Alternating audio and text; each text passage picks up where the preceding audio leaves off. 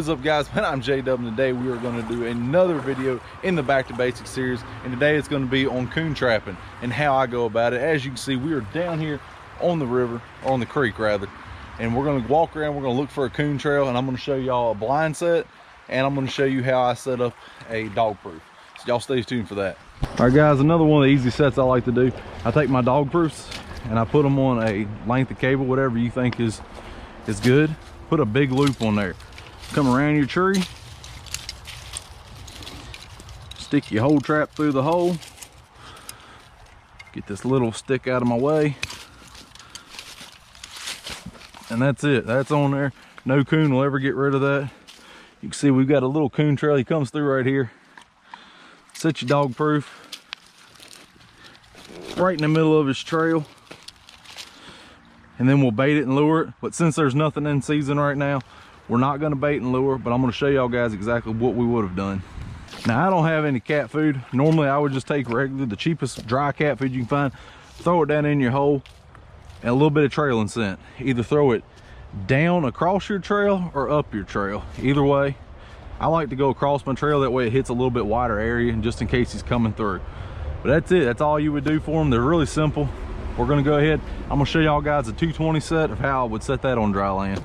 If y'all do any coon trapping, you'll know 220s are a good way to go. You need to check your local state laws though to see if you can do it. Now I've got another set right here, and this is actually a set I used a couple times this year. You can see we still got my wire tied up here. We'll go ahead, we'll tie our trap up just like we would have. And I don't know what it is about coon, but they're a curious little animal. So we're gonna come through and we're gonna go ahead and set this trap. Now I like to squeeze them, and since this is the same trap that bit me, we're going to use this tool that a buddy of mine, Nate 408, if y'all guys haven't checked him out, check him out. He's down in the description below. I like to set my trap, and then I like to kind of come up here and try to wiggle it in these holes like this. Now it is out of season right now, and we're not going to be actually setting this trap, but I'm going to go ahead and get some sticks and show y'all how I've done it. That if you'll notice, I've actually got my triggers on the inside of the hole, so if they have to have their head inside the trap to get it, and it gives you a perfectly good behind the head catch every time. Now my state, we cannot bait this, but this just alone is a hole. Every animal coming through here will stick their head in there just to see what's going on. So sometimes you can dig it out a little bit more. I caught a possum here this year, but I'm gonna go ahead and show y'all how I'll support this trap. All right, guys, so you're just gonna get you a few sticks, come through. I'm actually gonna take this off so I can't get into where I need to be. All right, so I'm gonna get this wiggled up in here as tight as I can get it. I'm gonna come through the jaws and get that in the ground and get that really in there. And then I'm gonna come through this side and I'm gonna try to come in as tight as I can, and just, you're pinning it. That's all you're doing. You're just trying to get this trap to pin itself in here. That trap's not going anywhere. It's in there pretty secure. We are tied off just in case you caught something that didn't kill it immediately. But that's it. This trap's good to go. It's done. It would be ready, set. All you have to do is flip your safety levers out of the way and you're good. But like I said, it's not trapping season, so we're not gonna set this. This was just a demonstration, and I want to show y'all guys how I did it. Now I got one more set I'm gonna show y'all. It's actually gonna be with the same 220. I normally do really well with it. This year I did really well with squirrels with it. All right, guys, as you can see, we're on the creek here, and we got this tree that comes across. Now everything in its brother comes through here, checks this tree out. You come in, you can see where stuff's been scratching on it, eating on it. See where the bark's missing. You can see this is where I actually had a trap set this year. I'm gonna show y'all guys how I put it on here and how I camouflaged it. And this trap does really, really well for different types of animals.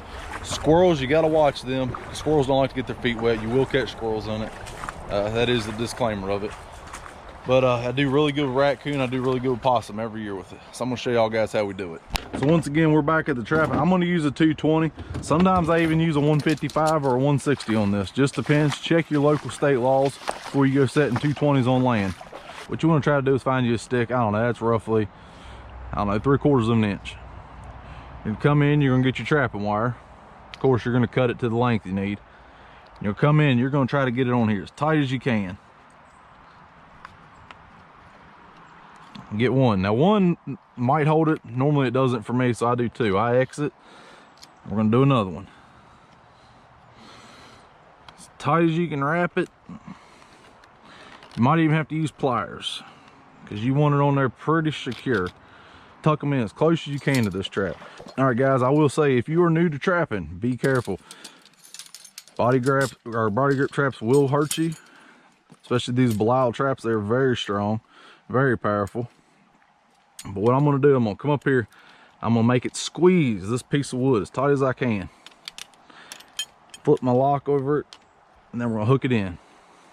All right, guys, now you can see this trap's on here. It's not going anywhere. Yeah, I'd like it to be a little tighter. Since we're not actually trapping this though, we're not worried about it. But what you're gonna do, you're gonna take your cable and you'll just tie it back off to the ground. Oh, it's starting to rain. But I'm gonna show you an quick and easy way to camouflage this. I'm gonna go ahead and get my safety off here because I'm no longer gonna have my hands anywhere near the trap until I go to unset it. All right, guys, so we're back at the trap. As you can see, we don't have it tied off because we're not leaving it there. Just want to make sure everybody knows that. I do have a few trolls on my channel now that like to try to get me in trouble for things. So we're gonna come through, take your pine branches. I like pine because they're thick and pokey and nothing really seems to pay attention to them. Plus they have a strong odor that'll get rid of any scent you have. Now I don't think coon really care about the scent, but I just come through and stick them through my springs here. Just kind of get a nice little thick wall. Something like that. And then you get something, he's coming up here, he's coming, and sticks his head right in. As you can see, really doesn't look much like a trap at all there.